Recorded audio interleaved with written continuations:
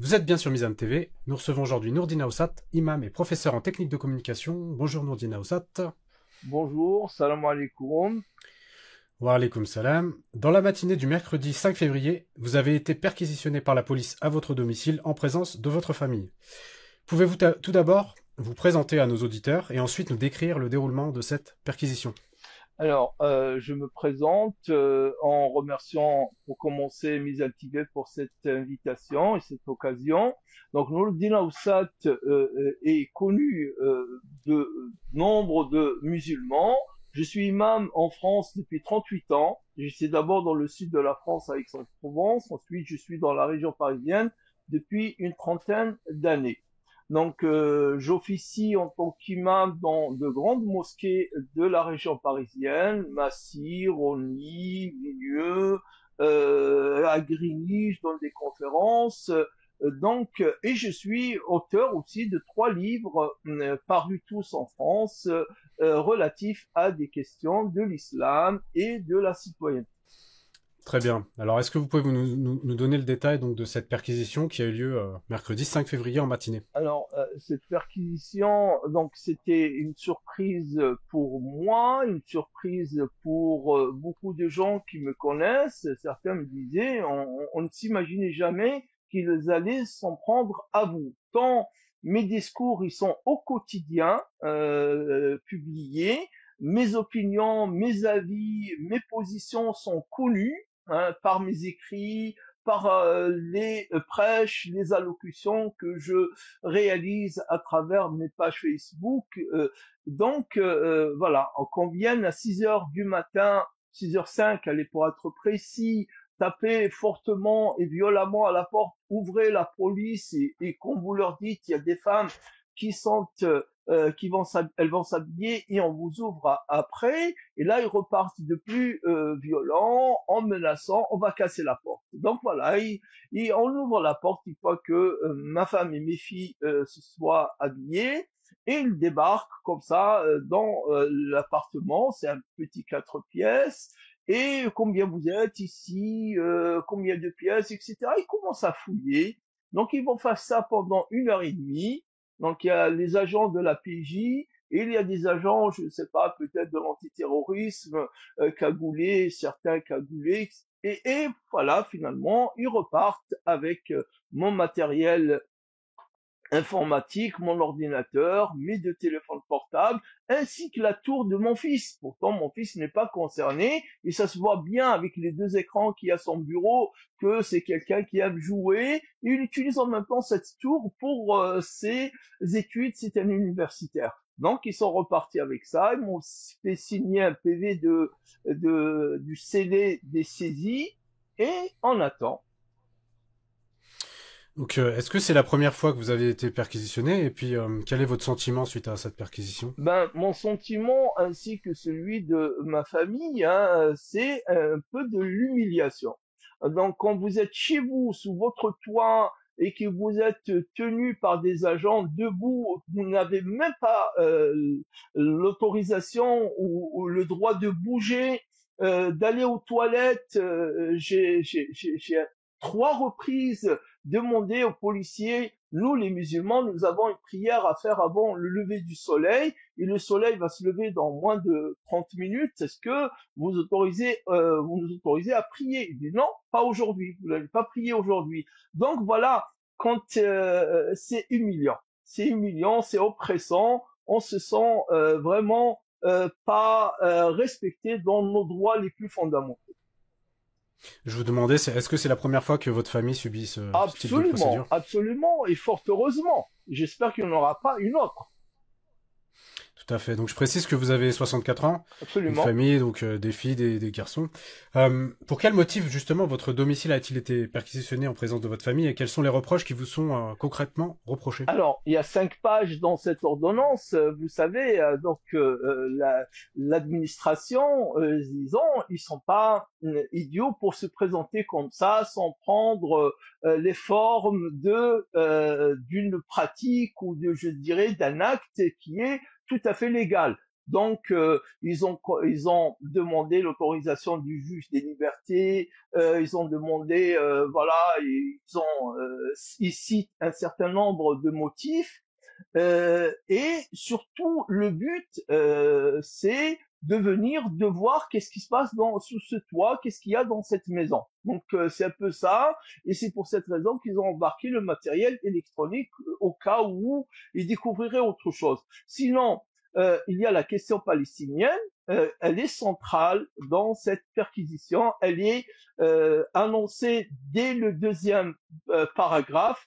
Et dans mes prêches, le seul morceau de mes prêches qui sont évoqués dans cette ordonnance de perquisition, ce sont deux extraits de octobre 2023, de mars 2024 relatifs à la question palestinienne et à la défense du peuple palestinien. Et c'est pour ça que je me dis, moi qui suis imam depuis 38 ans, allez, disons, depuis les 20 dernières années où il y a les réseaux sociaux, il y a les médias, il y a Internet, où mes prêches sont publics, je n'ai rien dit durant tous ces derniers mois que je n'avais pas l'habitude de dire ou de position que je n'avais pas l'habitude de prendre, si ce n'est la question palestinienne. C'est pour ça que je n'hésite pas à le dire, que ma conviction, c'est ma position, mon soutien au peuple palestinien qui a été le motif.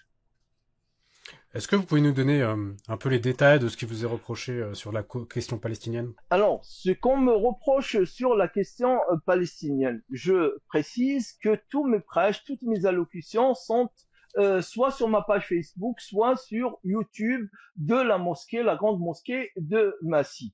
Le premier, ils disent octobre, eux ils parlent d'octobre, mais c'est sans doute celui du 13 octobre 2023, où je dis, entre autres, ça fait 50 ans qu'Israël cherche et essaye d'exterminer le peuple palestinien.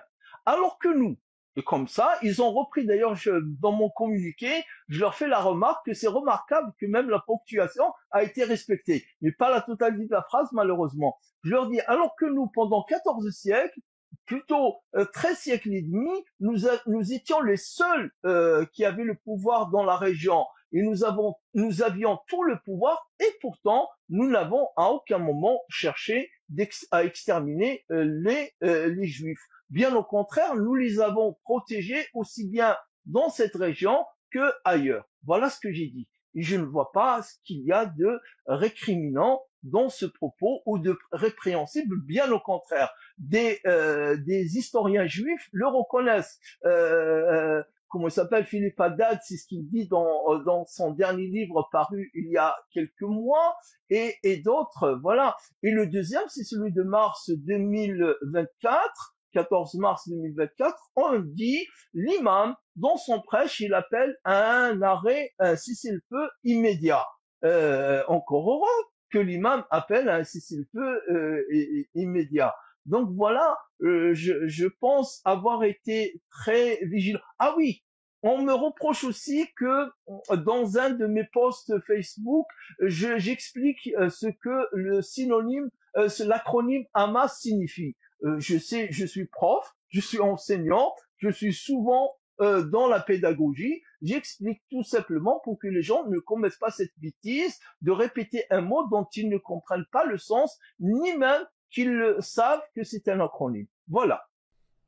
Donc en dehors de la cause palestinienne, il me semble que dans votre communiqué, vous indiquez qu'on vous reproche donc des liens avec certaines personnalités ou tout simplement carrément des apparitions sur des chaînes de TV comme la chaîne Al Mararibiya TV. Est-ce que vous pouvez nous donner un peu vos explications de tout ce Alors qui là, s'est... c'est vraiment, c'est dans le premier paragraphe, hein, mon apparition le 26 août 2024 sur la chaîne Al Mararibiya. Et c'est pour cette raison que je reprends ce motif évoqué ou invoqué dans l'ordonnance pour leur dire, alors je vous rassure, c'est pas que le 26 août que je suis apparu, je suis invité pratiquement, je vais apparaître ce soir, tiens, à 19h, je vais être sur cette chaîne. J'y apparais depuis plusieurs années, pratiquement toutes les semaines, à chaque fois que mon emploi du temps me le permet. C'est une chaîne qui invite de tous les horizons, de toutes les convictions, de toutes les philosophies, de toutes les positions. Et je leur rappelle en plus que après moi, 2 mois après mon passage à cette chaîne de télévision, Xavier Driancourt, qui est l'ambassadeur, 2 fois ambassadeur de France en Algérie, est apparu dans cette chaîne tout seul sur le plateau. Donc c'est vraiment alors là, les gens qui me connaissent et qui connaissent la chaîne, surtout ceux qui sont d'origine algérienne, quand je leur ai appris cela, ils étaient étonnés.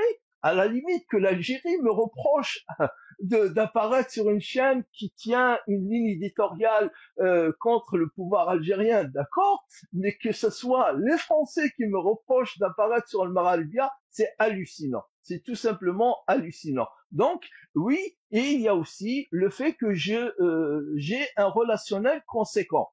Sur quoi je réponds fort heureusement. À mon âge, 64 ans, ça fait 40 ans que je suis sur le terrain. J'ai fait le tour de France pratiquement dans toutes les grandes et moyennes mosquées de France, de Béziers jusqu'à Strasbourg, Nantes, Le Havre, Lyon, etc. Que je connaisse des milliers de personnes ou que des dizaines de milliers de personnes me connaissent, encore heureux. Sinon, je m'en voudrais. Et qui a écrit un livre qui a été distribué à 200 000 exemplaires, au moins 50 000 depuis 2007, début 2007. Alors, rien que mon nom, Aoussat, allez, qu'on me connaisse pas du visage, mais 200 000 exemplaires qui ont été dans les mains des personnes qui les ont eus d'une manière ou d'une autre, non, je suis connu, tout simplement. Et il n'y a pas de mal à être connu ou à connaître de nombreuses personnes, notamment des acteurs du terrain. En prenant un tout petit peu de recul donc sur cette perquisition, comment analysez-vous justement le contexte actuel autour de la question de l'islam, de la Palestine, de ces choses-là? Absolument. Donc c'est une bonne question. Je vous remercie de la poser. Moi, je dis, hein, comme ça, en prenant du recul justement, il y a je dirais, deux repères. Le premier, c'est 2025. Parce que cette perquisition pouvait bien arriver l'année dernière, l'année d'avant, 2014, 2015. Il y a eu des milliers de mes co-religionnaires qui ont été perquisitionnés après novembre 2015. Ça pouvait bien arriver à ce moment-là, ou après la sortie de la loi 2021. Mais ça vient cette année, 2025. 2025, je rappelle à nos téléspectateurs que 2025, c'est l'anniversaire, le 120e anniversaire de la promulgation de la loi sur la laïcité. Et vous allez voir que dans les semaines à venir ou dans les mois à venir, ils vont parler de ce 120e anniversaire. Or, la laïcité pour les musulmans, elle n'a jamais été appliquée depuis sa naissance. Depuis le 9 décembre 1905, je le dis, je le redis, je ne suis pas le seul, même les spécialistes, même les historiens le disent, la laïcité, la France, l'État français n'a jamais daigné être laïque vis-à-vis des musulmans. Et ce qui me renvoie au deuxième point, mercredi 5 février, vous devez le savoir et tous les téléspectateurs l'ont su, l'ont appris par les médias, la veille, c'est-à-dire le mardi 4 février, le ministre de l'Intérieur réunit pour l'organisation de l'islam. Il fait une réunion le mardi avec les représentants de l'islam, mais représentants désignés par eux-mêmes. C'est pas nous les musulmans, ni les mosquées, ni les associations musulmanes qui avaient désigné ces personnes comme représentants, le fameux FORIF, Forum de représentation de l'islam de France, mais c'est eux-mêmes. Donc, alors, voilà, pour faire court, le mardi, le ministre de l'Intérieur réunit les hommes qu'il a choisis comme interlocuteurs, hein, les bons musulmans, et le lendemain, les mauvais musulmans, comme moi, sont perquisitionnés. À 24 heures, moins de 24 heures que cela arrive, c'est significatif. C'est significatif et je dirais quelque chose, je le dirais avec fierté et détermination. Je suis un imam, mais je suis un imam de ma communauté. C'est ma communauté, les musulmans qui m'ont choisi d'être imam. Ce n'est ni la préfecture, ni le consulat. Aucun consulat d'aucun pays musulman ne m'a désigné comme imam. Et aucune préfecture, ni celle d'Aix-en-Provence ou Marseille où j'ai commencé dans les années 80, ni celle du département où j'habite aujourd'hui, ne me dit ni me dicte ce que mon devoir et ma mission en tant qu'imam. C'est entendu. Justement, quelles actions ou procédures pourraient être engagées à votre encontre par les autorités et quel est votre statut légal en France? Alors, je suis français depuis 27 ans. J'ai opté pour la nationalité française, bien que ça faisait déjà plus de 10 ans que j'étais en France. J'étais toujours avec mon statut de résident. En 98, j'ai choisi de demander la nationalité française parce que mon épouse est française et je l'ai obtenue au bout de quelques mois. Et d'ailleurs, depuis ce moment-là, je ne dis pas plus que je ne disais avant, si ce n'est que je suis, depuis cette date-là, engagé sur les questions de la citoyenneté beaucoup plus qu'avant. J'étais plus sur le côté religieux, spirituel avant d'avoir la nationalité, mais depuis que j'ai la nationalité, je me sens aussi engagé ou bien redevable envers mes concitoyens d'une mission à faire citoyenne. Les actions, eux, de leur côté, il n'y a aucune action. C'est-à-dire, rien n'est tombé. C'est perquisition, point barre. Mais pas pour nous. Pas pour nous. C'est pas perquisition, point barre. Maintenant, on va attaquer la forme et le fond. On va attaquer la forme après-demain, mercredi matin, mon avocat et maître Guesgues va déposer un recours auprès des tribunaux. Le soir, à Paris, nous tiendrons avec maître Guesgues et d'autres avocats qui seront présents une conférence de presse. Ça, ce sont mes actions personnelles à moi et mon cercle d'amis. Il y aura d'autres actions que j'annoncerai la semaine prochaine qui seront prises sur le plan citoyen, sur le plan politique, avec les amis avec qui me connaissent et qui me font confiance et qui sont déterminés à aller de l'avant sur cette question. Merci Nourdine Aoussat. Merci à vous. C'est la fin de cet entretien, donc je rappelle que vous êtes imam en Ile-de-France et professeur en technique de communication. Je remercie nos auditeurs pour leur écoute, alors pensez bien à vous abonner et à activer la cloche des notifications et je vous dis à très bientôt sur Mizan TV. Voilà, et de relayer les informations donc sur mes deux pages Facebook, Nourdine Aoussat et professeur Nourdine Aoussat. Merci beaucoup encore une fois. On retrouve votre communiqué sur votre page Facebook. Voilà, et merci aussi à tous ceux qui ont réagi, ils sont nombreux et nombreuses. Je les remercie vraiment du fond du cœur. Je n'espérais pas tant de soutien et tant de solidarité. Bravo, merci.